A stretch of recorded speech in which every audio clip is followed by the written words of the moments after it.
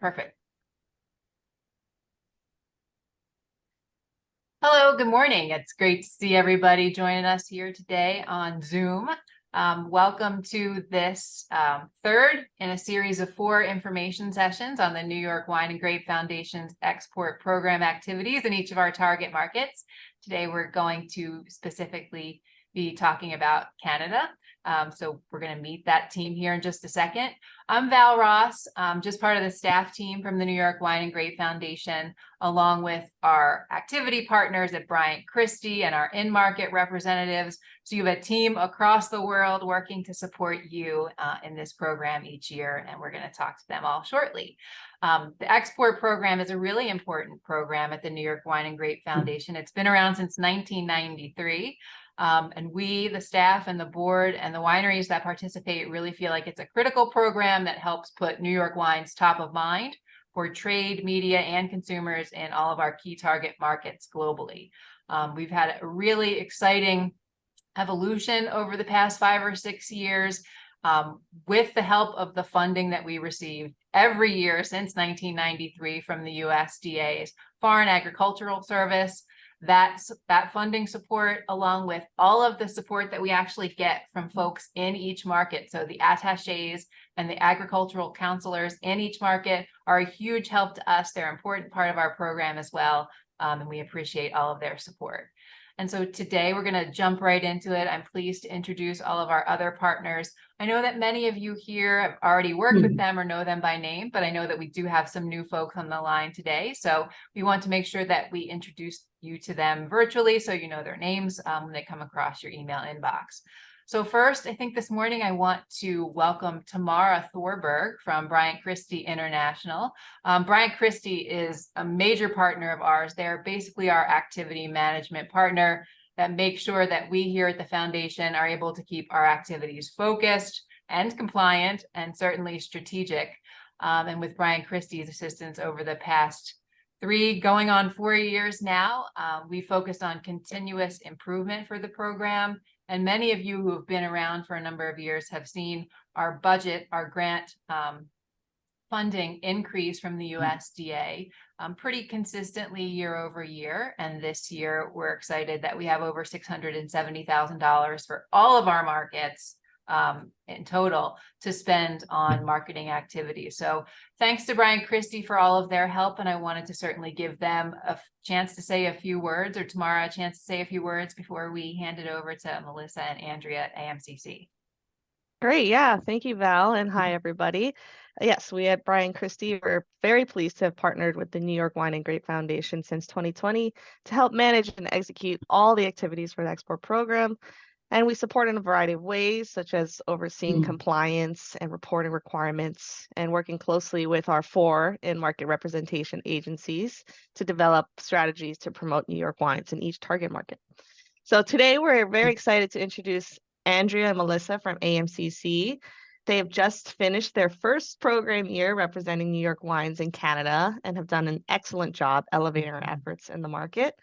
This includes launching export program activities in the Quebec market for the first time, while also deepening our relationships with the Liquor Control Board in Ontario and securing new releases for New York wines. They're extremely knowledgeable about the Canada market. They know how to work effectively with the liquor boards, and they're just generally very well organized and creative problem solvers. So we're lucky to have them as our partners. So today they're going to be providing a market overview for Ontario and Quebec, which are the provinces we focus our efforts on. And they're also going to go over some of the planned activities that are coming up and how you can participate. And just before I turn it over to them, I want to remind everyone they are welcome to submit their questions in the Q&A at any point during their presentation, and we'll definitely make sure to get those answers.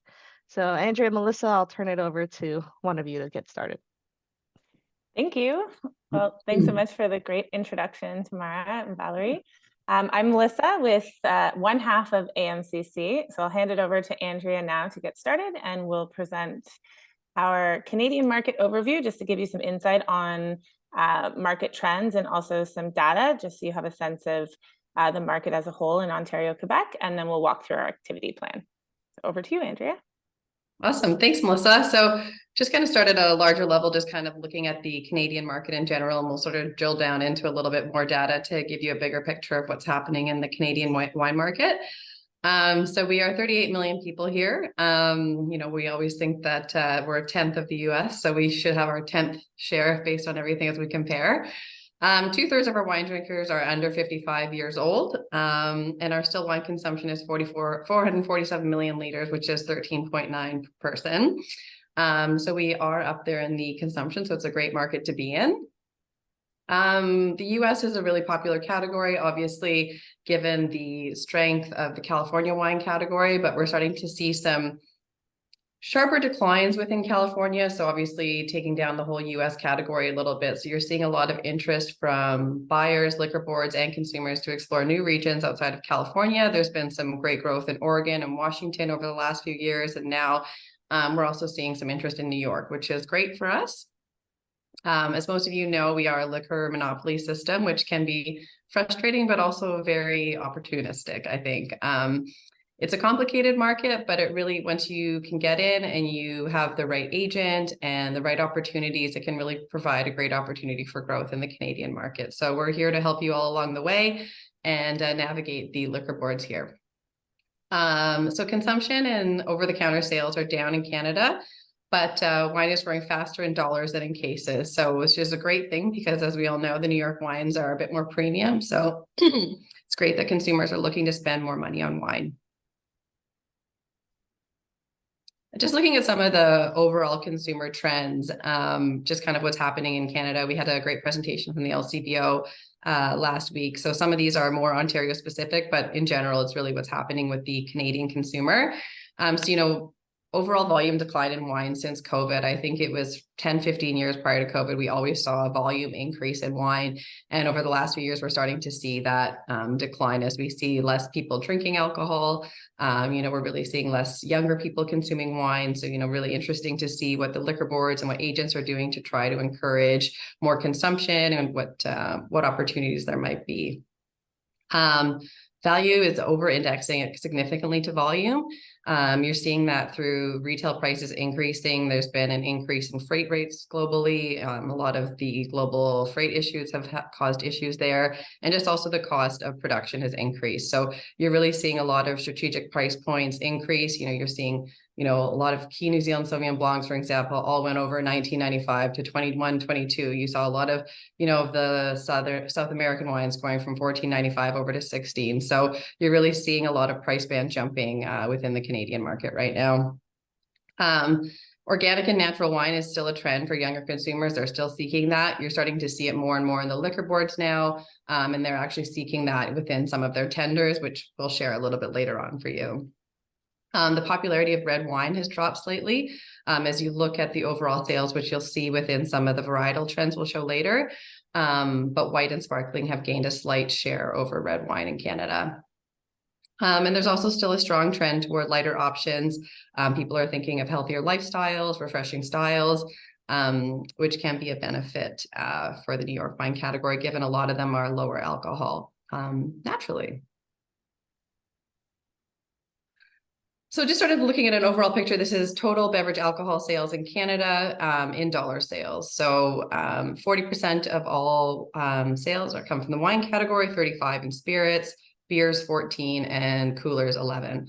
All of these categories are declining outside of coolers. Coolers has been, there's double-digit growth for a couple of years as we saw the big White Claw and the seltzer trend. It's definitely slowed down now, down to a lower single-digit growth, but that is the only category showing growth right now. Overall, 0.1% growth in dollars. And as I mentioned before, we're looking at a volume decline of minus 3.2%. Wines would be an overall decline of about 5.6% in volume, and spirits around the same, and beer is a little bit higher at about 7%. Just looking at wine sales by country of origin now. This is dollar sales across Canada. Excuse me. So France, Italy, and the USA, I think over the last 10 years, the three of them have gone back and forth. Oh, do we have a question? I see a Canadian dollars. to answer that question. So France, Italy, and the US really have sort of taken each other's places over the last 10 years, as I was saying. Right now, France has been seeing some growth in some markets. It's showing decline now at just -3%. Italy, number 2, just flat, 0.9% growth. The US category, as I mentioned here, largely driven by, California Cabernet is declining quite a bit, especially in Ontario and Quebec. So the whole category being down -6%, so which is a great opportunity, I think, for New York wines to really have an opportunity to bring interest into the USA category overall. Canada, CIC, for those of you who are unfamiliar, there's 2 types of wine in Canada. So you've got the CIC column here and then the VQA. So the VQA column here would represent wines that are 100% of Canadian origin, whereas Canada CIC is where you're blended with bulk domestic wine. So there's a handful of large companies that import bulk wine, and they have the licenses to blend with a certain percentage of Canadian wine, and the majority of this being large format, 1.5, 3 liter, 4 liters, and that. Australia coming back, it was a large decline for a while, but they've sort of taken over a couple of categories and are flattening out a little bit. And then you sort of see the rest of the countries. New Zealand, Sauvignon Blanc is still strong in Canada, growing at 6.4%. Yeah, so that sort of rounds out the top countries of origin here in Canada. Look at wine sales by dollars by province across the country. It sort of gives you an idea as to why we focus, or why the foundation has chose to focus on Quebec and Ontario. When you look at Quebec and Ontario in dollar sales and in volume, essentially, you're looking at about 65% of all wine sales in Canada.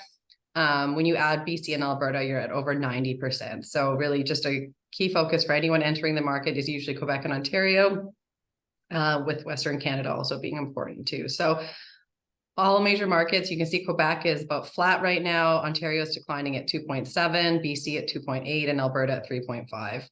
Some larger opportunities smaller opportunities, you see growth in some of the smaller provinces here in Canada.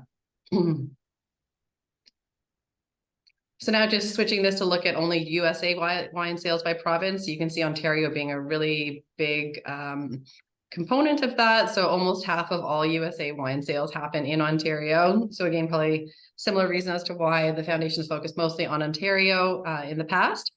When you take Ontario and Quebec, again, you're looking at about 65% still, even though Ontario is a larger percentage here, but again, big portion. And again, you see the declines in all 4 of the major markets. So it's not just a trend in one market, you're seeing over 5% in all 4 of the major markets here. Quebec grocery, that's a bit of an anomaly skewing our data here. So that's wine that is imported in bulk and then bottled in Quebec by a number of large companies that have licenses to bottle in Quebec. And so that would be a lot of lower end wine. I mean, in the under $13, I would say. So there's probably just some new listings or products that have launched in Quebec grocery that's skewing our data a bit there. Just talking about some of the varietal trends and what the top varietals are in the Canadian market. I mentioned red wine losing a bit of share to white wine. So even though everything's pretty much declining, you can see that the reds are definitely losing a bit more share than the reds. So blends being the number 1 by volume, followed by Cabernet, Merlot, and Pinot Noir. And then when we look at the white varietals, Pinot Grigio being number 1, Chardonnay, followed by Sauvignon Blanc. And as you can see, Sauvignon Blanc showing the most growth, largely driven by New Zealand, as we saw in the previous slide.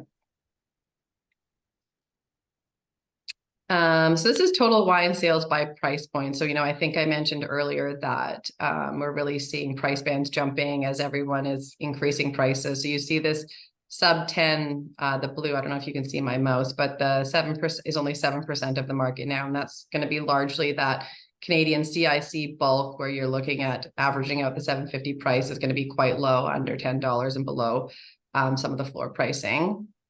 And then you've got 29% of all sales in that 10 to 15, 39% in the 15 to 25 segment, and then 13% in the 25 to 40 segment. Just quickly, in case anyone is new to the Canadian market, I'll just touch on the route to market in Ontario and Quebec, as those are the markets that we're focusing on this fiscal year. So the LCBO represents 675 of their own stores. They have 395 agency stores that are rural stores that happen in, gas stations and hardware stores throughout rural Ontario.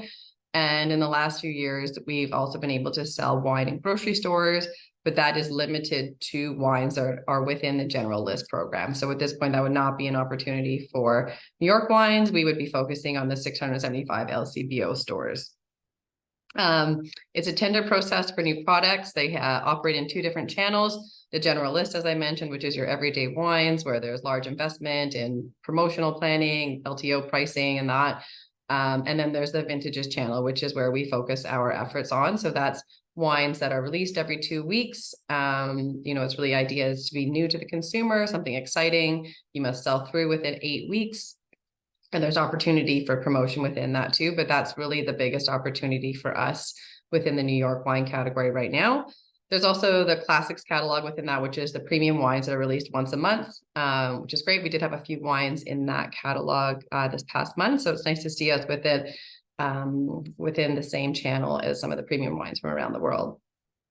There's also the consignment channel. So that's for restaurants exclusively. So as many markets operate, it's really for restaurants that want to have wines that aren't on the LCBO shelves.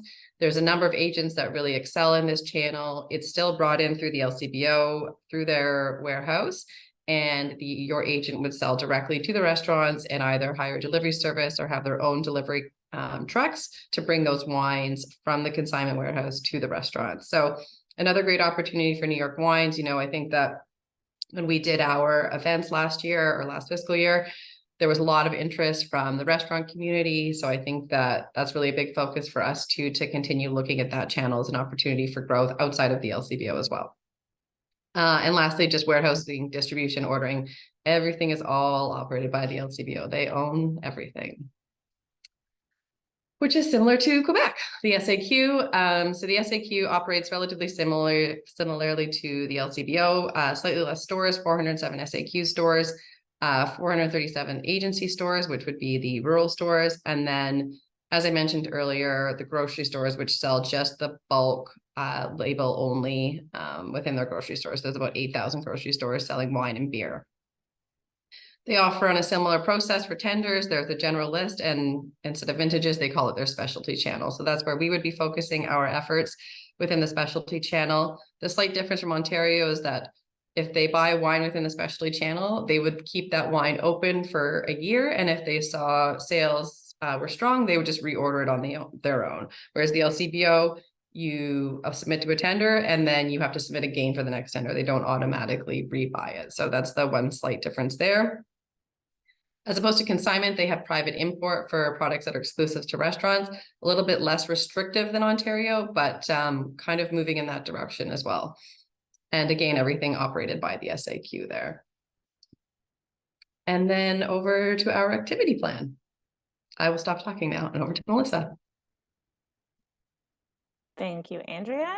So we wanted to share a few of the achievements. We're coming off a really strong 22-23 program within the Quebec and the Ontario market, as Andrea mentioned. We had a few events that really showcased the strength of the New York category within the trade and liquor board buyers and media attendees. So we hosted a masterclass that was led by principals in the Quebec market, followed by a self-pour walk-around tasting for any products that were not showcased in the masterclass. And then we also hosted an SAQ buyer regional overview tasting, and that was a huge strength for us in terms of being able to sit with them for 3 hours and walk them through the category as a whole, as well as over 26 products were tasted. So that's a really good opportunity for this upcoming year. And then in Ontario, Andrea, I was going to add one quick thing that that they said, which was great. So this was Mark, Olivia, and Sabrina, and they didn't share a lot during the tasting. It was kind of sort of hard to see whether they were enjoying it and whatnot, but by the end of it, they said, thank you so much. This was such an excellent selection of wines. This is exactly what we're interested in. We really appreciate it. And they're really keen to work with the category. And yeah, it was great just to see that they were so interested in the wine. So to those of you that submitted your wines for that, thank you. You made good choices. And this was the first of its kind, really. Yeah. We haven't had that opportunity before, so it was good to see that they were open to it. And then in Ontario, as Andrea mentioned, we've been working really hard on getting those freight rates down. Andrea, you can talk to that a little bit in terms of Yeah, no the problem. process. So some of you that may be on the call suffered in our, not last year, the previous fiscal year, where the LCBO spot quoted all the products that landed and quoted them at a $35 a case freight rate. So it drove up the retail prices, $5, $6, which obviously isn't great for a new category only being sold online. So kind of put everything working against us. So the LCBO actually committed this year. We got them to consolidate with Lance at FLX. And we got a $5.50 case rate from the LCBOs. That obviously helped with our retail prices for the products that came out this year. And they are willing to work with us again on that, on the consolidation. So it's just really great news in terms of trying to get strategic price points. It got one wine from $32.95 down to $29.95. It got another wine from $28.95 down to $24.95. So, as you know, really strategic price points for us to be able to have wine in the market. Which is great. And then just back to our events and our successes, having already been in the Ontario market for events the year before, we felt it was really important to showcase a lunch with the principals in attendance who were able to travel to Toronto and have a lunch and overview led by John Szabo, who had recently visited the region. And that was followed by a trade and media walk around tasting with the principals as well.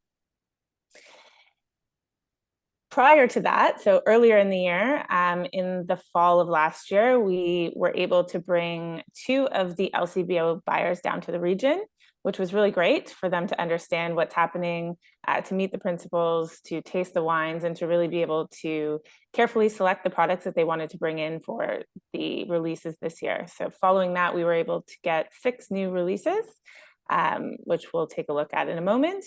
And then most recently, once the products were available in market, we hosted a product consultant tasting led by MW Elsa McDonald, which was really great because it was a good opportunity to taste the wines that were available, but also talk to them about where they were merchandised, what was successful, how we can help them sell them, and what that would look like moving forward. Sorry, Melissa, I don't know how to go back, but I think you covered the last point on the slide. And thank you to Lisa. John did do a great presentation. I'll let you get on the questions now because I obviously can't do both. He was great. I mean, yeah. He also visited the region in the spring, so it was a really good opportunity. I think what we've learned from that is the more people we can get to the region, I mean, we're so close, the more support we're going to get on our end, and just having ambassadors, especially the likes of people like John Szabo and the LCBO, it's only going to help us with the category in the future. So on that note, we have 3 people coming to both regions, the Finger Lakes and Long Island, in November. So we will be part of the international inbound trip from November 1st to 6th. And the attendees that we have invited and confirmed are Lise Lambert. So she's a master sommelier and she's also the buyer for the Ritz-Carlton. So she'll be really great to have. She's super keen to understand what's happening in the region and taste through the wines. We have Karine Duplessis-Pichet, who is a journalist in Quebec. She writes for a magazine called Extra Brut, and she is also keen to support on a journalistic side with articles, but she also has a huge consumer following and is hoping to host an event late November for her consumer following. And then Christopher Waters, who's the director of education for IWEG, which is the Independent Wine Education Guild, as well as the wine columnist for the Globe and Mail, which is our national newspaper. So we're just waiting to hear back from him, but yeah, we're quite excited with the team we have selected for the inbound. And then in the spring, we're preparing our invitation. So the way that it works for the LCBO and the SAQ is we have to put together a proposal for their invitation to the trip. So those deadlines you can see there. The LCBO will be December, and then we are just putting the final touches on our invitation for the SAQ. You see the French version of du. So just wanted to walk through, and Andrea jump in here in terms of the LCBO and the SAQ, but we just wanted to kind of give you a snapshot of some of the challenges, some of the successes, and kind of our next steps moving forward with each market. So we'll start with Ontario and the LCBO, as Andrea mentioned, just walking through the big monopoly that we work with in this province. Some of the challenges, obviously, we do not have a New York wine category at this time. So the products are being merchandised across multiple subcategories. So we're seeing them in California, we're seeing them in Washington, Oregon, and we're also seeing them in Ontario, which is interesting. When we had the product consultant tasting, it was a conversation piece for us just to understand like what is successful and where these products should be in order to help sell them through. It'd be interesting if anyone has any feedback too. Feel free to pipe in on the chat, but you know, the product consultants too also asked us, you know, where would we want the product merchandise? With 3 products on shelf, it's not unfortunately going to warrant a big New York sign like you would for, you know, California or Washington, right? There's just not enough space. So, you know, would you rather see your wines next to Niagara, given the geographic proximity, or would you rather see it, you know, within Washington and Oregon being as like the smaller US categories? Or in California? I mean, a lot of people are shopping in California, so that, I mean, I don't know the right answer, right? So I'd be curious if anyone had any feedback on that. Yeah, that's a good point. Mm-hmm. Open to questions there or feedback. And also in terms of product selection. So when Mark was down, obviously there was a lot of Riesling presented, which is great. There's a real strength in the varietal, especially in the Finger Lakes. However, we're seeing a difficulty in selling that variety across all categories. So it's not just New York, it's France, it's Ontario. And next steps, we are going to obviously review the category with the buyer Mark and take a look at other varietals that we can look at moving forward. The 3 products that were released in store are actually off to a really great start, which is exciting. One of those being a Riesling. So the determination of that varietal is still yet to be determined, but we'll see what that looks like after the next 8 weeks. Yes, we did have one Chardonnay, and I think that one had the best sell through after the first week or 2. So we'll be getting some more information from the agents to see how the rest of them do. Do you want to see what the question is there, Melissa, or the chat? I just want to click on it and then I lose the notification. If we can answer it real time, might as well. Yes. I think it was based on where they would like to see the product in smaller US categories. We can go back to it afterwards, but in terms of awareness, okay, I couldn't, but I saw it flash up afterwards, so it's, we can address it afterwards. But I think it was. Oh, I see. But certainly okay with Niagara. Okay, that's good to know. There we go. There's so many similarities between the 2 regions. I mean, it's really a continuation of terroir, especially with the Finger Lakes, which are the products that are showcased at this time. So something to consider when we meet with the buyer. And on that, in terms of awareness, so we had 3 products that were released in store and 3 products that were available online. 2 of those were classics releases. So those are the smaller case purchases with higher scores sort of on the super premium side. And the classics buyer really understands how to purchase those online. So we don't consider that too much of a concern. However, the destination collection, which we didn't touch on earlier, is a collection of products by country, and they're available only online. So it's really understanding how we can drive awareness to those products, since we only have 1, maybe 2 a release, and they are not available in store.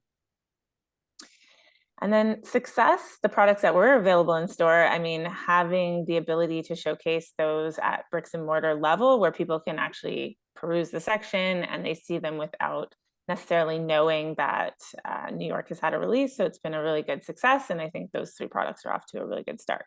So stay tuned for more information on that. And then next steps for the LCBO, we obviously want to monitor the sell-through of those products. The buyer will be monitoring those as well. So we want to make sure that we move those so we get a new selection for the upcoming year. We're going to be increasing our focus on consumer-facing events as well. Obviously, prior to now, when we didn't have many products in market, it was difficult to focus on consumers because we want to have those products available for sale. So now that we do have commitment and more products coming through, and hopefully more interest from agents doing consignment orders and pushing those through restaurants, we want to showcase those to consumers. And then lastly, but not least, we really want to focus on educating the product consultants. I think that was a really big success from this year, being able to get in front of 26 product consultants. And that was the first time since COVID that they actually allowed an agency to come in and provide educational seminars for a region. Next slide. And then over to the SAQ. So prior to this past year, there was no actual call for tender. We're going to show you the tender that's coming up for fall winter 2023-24 actually, but you can take a look at that following this. And it was the first time we were able to discuss the New York wine category with the SAQ. And as Andrea mentioned, they're super keen to really grow the category and looking at increasing volume by leveraging wineries with scale, but also to select or hand select a few products that are really going to make sort of a strategic mark on the category for spring of 2024. And that's going to be aligned with our events, which we'll talk to in a few minutes. Again, really want to focus on product consultant education because they're sort of our frontline salespeople. And the more they know and the more that they're able to communicate what's happening in the New York wine region and the taste profile of these wines, I think the more interest we'll get on the consumer level. And similar to Ontario, once we have critical mass, even if a small critical mass of New York wines in market, we will focus on helping educate the consumer by hosting more events for them. I'll let Andrea speak to this in terms of tender. For sure. So this is the SAQ specialty tender. So this is what they're looking at for Q3 2023-24 and Q4 2023-24. So that would be based on their fiscal year calendar, essentially October 2023 through to March of 2024 is when they're going to be looking at these. So this is the first time we've seen New York come out on a tender. So you can sort of see the style of the wines listed, the various blends or monovarietals other than Cabernet. You know, looking at that decline that they're seeing in Cabernet, they really want to look outside of that varietal to drive some growth. They're into sustainable development, any fair trade certification that's recognized in their market. Advantages are given to certified organic wines, natural wines from Napa, Sonoma, and New York, which we are so excited to see on here. And then the second one for the January to March timeline, similar style, mid-range, dry, no to low tannins, fruit drivens, same within the varietals. And then here is where they're looking for Oregon, Washington, and New York. So the fact that we're included in both of these is great. And this is going to be, I think, outside of what we're able to achieve from the SAQ tasting that we just did last month. So our goal, I guess, would be, is they're going to buy some wines from the tasting that we held that all of you submitted in the past year. And then, you know, and sorry, just to speak to that too, she really wants scale too, right? So, which is a great thing, right? She doesn't want to just do like, you know, 5, 10, 15 case releases. She wants there to be a bit of scale. And they're also, one other thing I'm just remembering too, they are keen to do some marketing opportunities with us. So some of their online promotions, they have a really strong customer loyalty program called the Inspire program. And quite often they reserve that for, you know, bigger categories, bigger brands and that. But Sabrina, the buyer, was really keen to work with us and push her marketing department to give some exposure to the New York wine category in the spring when we do look at doing a release. So, you know, when hopefully all of you who submitted those wines have a lot of them available. We'll be in touch as to which ones they were interested in. But then these two opportunities that we're seeing here, these are going to be outside of that. So that's going to be to sort of continue the growth. So we'll see hopefully the spring release, and then ideally once they look at these two categories and these submissions, that will be a big opportunity to continue driving. So this is obviously a big opportunity. So we got some questions here. Oh, this is a good news for participating wineries. And then we also have a question for red only or for red and white. Red and white. Oh, no, this is red only. Sorry. This is red only. Let me just pull it up quickly here because now I'm double checking here. Okay, I will send it to you because I think there is a white opportunity separate, but this one is specifically red. Don't have it open anymore though. Okay. Oh no, wait, I do. Sorry, one second. Just a quick note while you're taking a look at that, Andrea. Yes. I think it's really important to showcase the sustainability story because both the LCBO and the SAQ will be focusing on sustainability moving forward. Sorry, I want to answer this while we're on here. Because now I realize that this was red. Okay, so it's just red for this tender. For this one, yeah. Okay, yes, just red for this one. But we will be pushing them to do more white. Uh-oh, now I've lost. And I think oh no, here during the SAQ tasting that we just had, we tasted obviously a number of whites, and they were quite keen on the whites as well. So that could be an opportunity, a quicker opportunity than perhaps the tender submissions. So the Long Island Sustainable Wine Growing, I don't know, but I will ask and get back to you. But that's a great question. Thank you. Oh, is there one more? No, there we go. Okay. Oh, you're welcome. Okay. I will pass it back over to Melissa. So now we're getting into our activity plan in terms of events.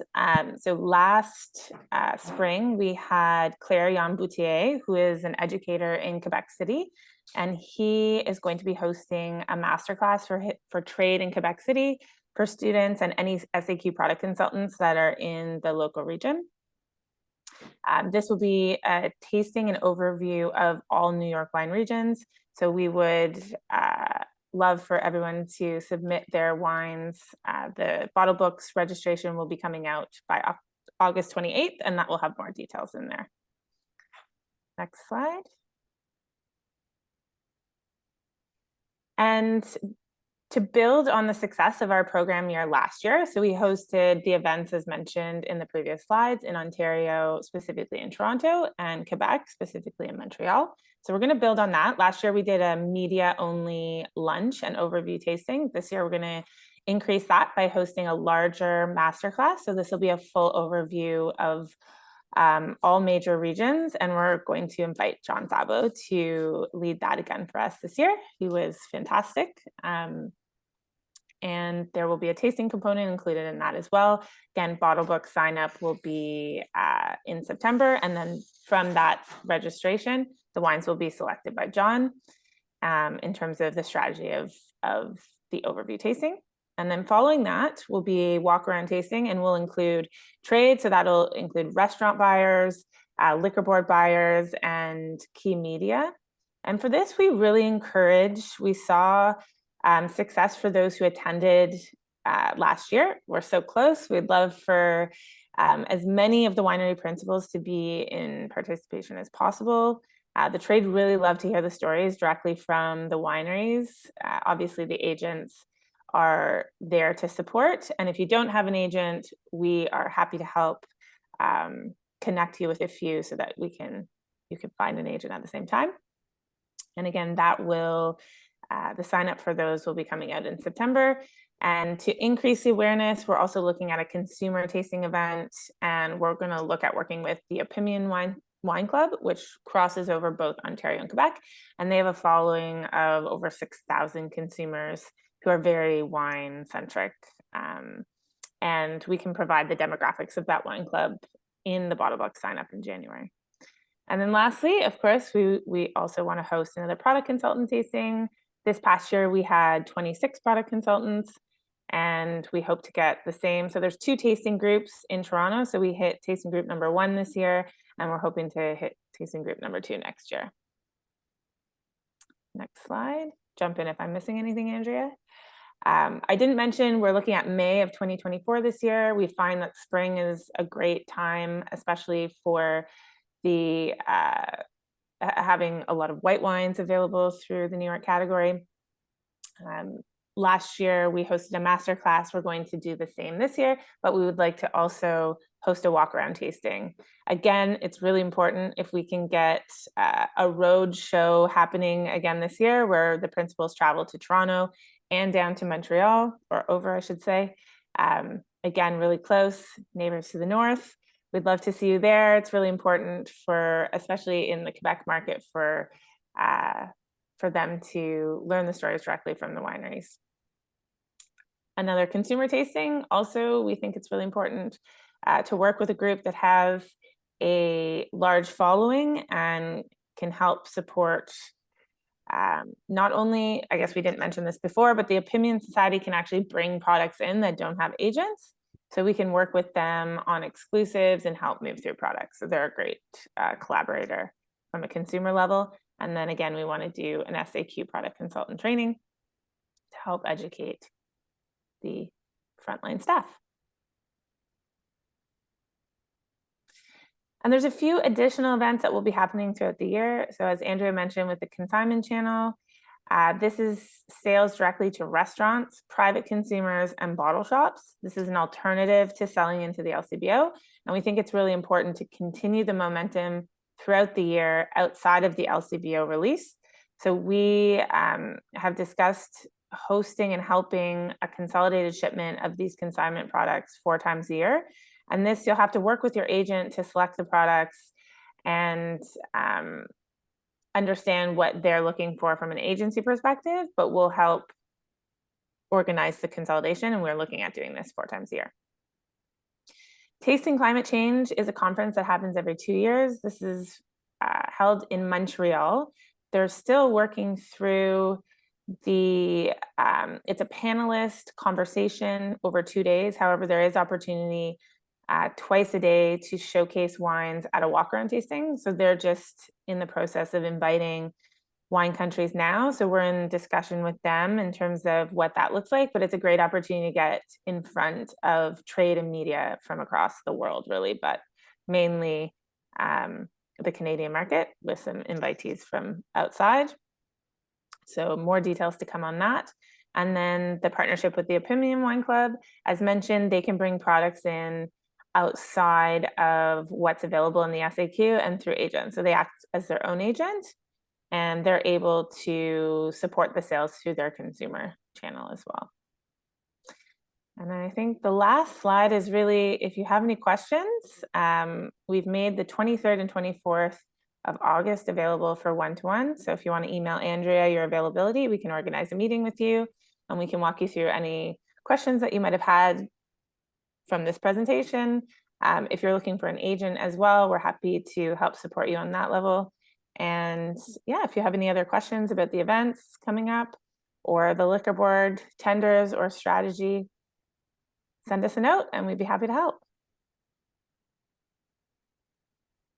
Thank you. We look forward to seeing you all in market in the spring. Yes. Yes. Well, thank you. That was a fantastic presentation. Sounds like Val's having some trouble with her mic, so I just wanted to jump in.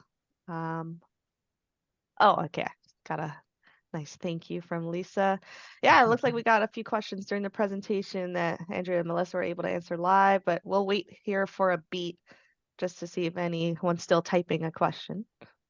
Oh, yeah, something just came through. I don't know what you necessarily mean by a $10 distribution.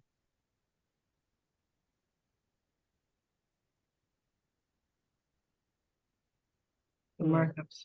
Do you understand the question, Melissa? The only thing I can think of is maybe like $10 a case in terms of marketing support. Oh, are you saying, or maybe is it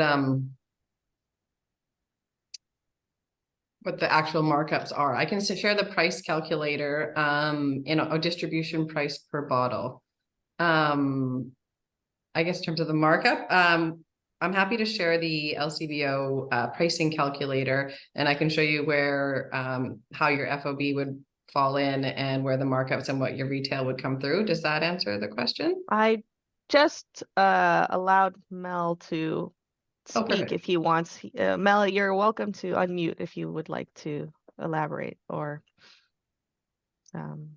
No, I think she understood my question pretty well. Okay. So I don't have much to add.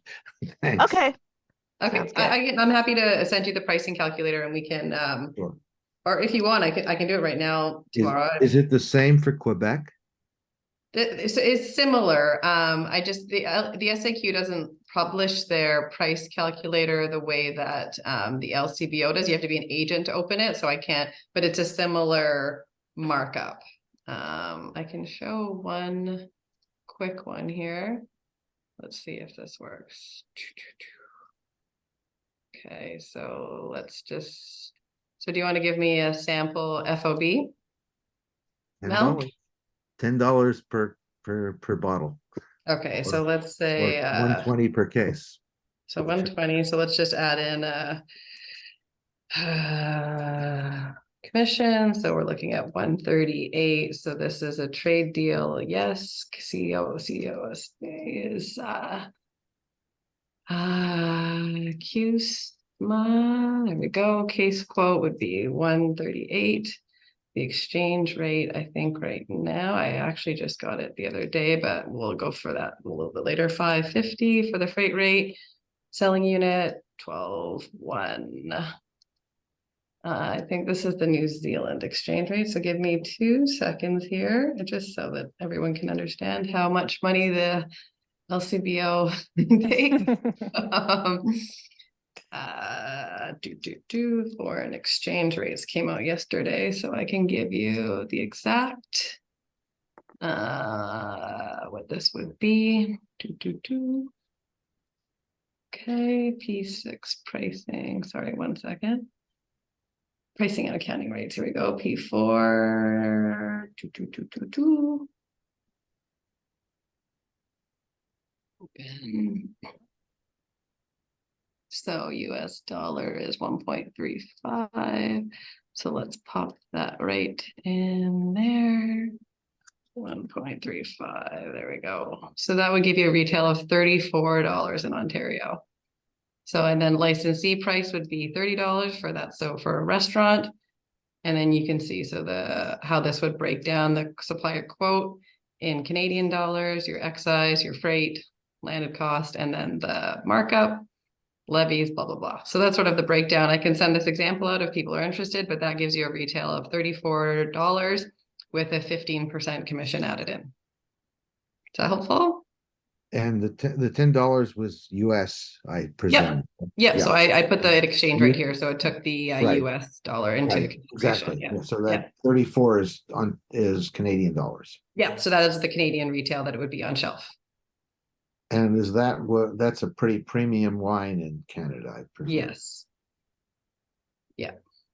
And so the wines that we had on shelf this year for the LCBO range from $24.95 to $34.95. So those were wines that could still be on shelf. And then we had 2 that were in the premium classics catalog that I think got up to $65.95. So opportunities at all price points, but obviously different volume constraints as you go through the price ranges. Yeah, hope that answered your Thank question. you. Thank you very much. Yeah, my pleasure. Cool to see. I thought it'd be interesting to show everyone since we had a few minutes. Yeah, why not? And if you could Carmela share it. was Yeah, thanks. hoping to Yep. see that slide that shows the one-on-one days. Yep. And the email Oh, the address. 23rd and the 24th. So let's just go back. Yeah, just go there. Do. And she also had a question. I don't know if you can see the chat. Okay, here we go. Quantity, but how many cases per wine? So she didn't necessarily say, but I would say be prepared to have 1 to 2 pallets available at a minimum. Another one. Oh, Can you make the slide bigger? Yeah, sorry. There we go. Sorry, I got 87 things open and there we go. Perfect. and we'll make sure to send out this PowerPoint as well. So, I'll send you the calculator too, so you can share that as well. oh, awesome. That'd be great. Yeah, no problem. I can also drop the email address in the chat so everyone has it. Perfect. Yeah, easy to copy paste. Love it. Okay, we'll see if anyone else has any final questions. Oh, we got one more. Oh, that's Melissa. Well, Great. thanks everyone for Well, coming. yeah, thank you. Yeah, And thank yeah, you. great, Carmela, for flagging this slide again. We always highly recommend reaching out and scheduling a one-on-one meeting, especially this early on of the program year. As you can see, Melissa and Andrea, they really know their stuff, so you can get some really, great advice, and have some specific questions for your winery and your wines that you want to feature in the Canadian market. So I think that would be a great next step for you if you're considering joining the Canadian program or have just joined. And I just want to thank Andrea and Melissa for their time today. Again, yeah, fantastic presentation, and we're looking forward to an exciting next program year. Awesome. Thanks, Mara, and thanks everyone for coming. Great. Thank you. See you Thank soon. you. Bye. Bye. Bye-bye.